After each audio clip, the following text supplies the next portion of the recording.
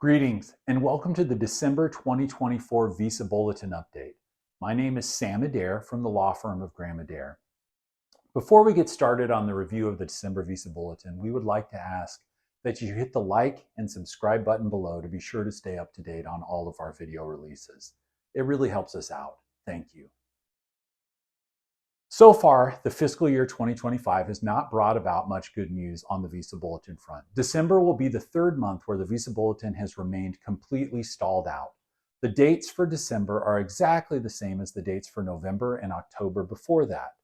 The USCIS will continue to use final action dates to determine who is eligible for filing petitions in December. This is a trend that we do not see changing anytime in the near future. Because the majority of our clients are in the US, we will be referencing the USCIS accepted final action dates in this video. The December Visa Bulletin indicates that the demand for immigrant visas remains high, and it would appear that the government is taking a very cautious approach to opening up the system to additional applications at this point in time. We will throw up a chart here of the relevant employment-based visa categories, but I will not be reviewing that today. If you would like a review of this, please go back and see our video from October or November. What I want to do today is take a look forward and talk about what the new presidential election results could mean in terms of immigrant visa processing and the Visa Bulletin. Admittedly, I'm going to be looking for a silver lining here.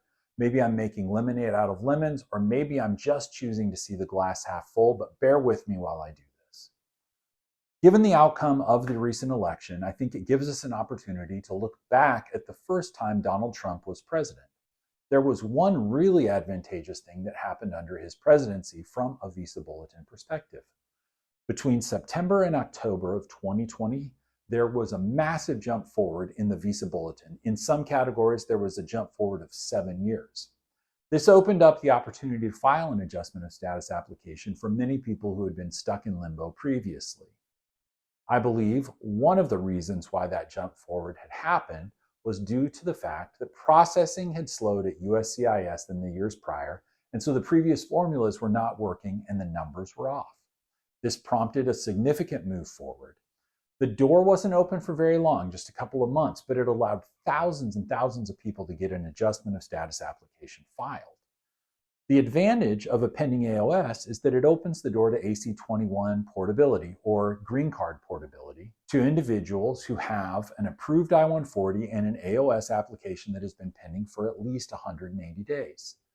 This portability allows individuals to change employers and continue their green card process without having to make a new PERM, I-140, or AOS application.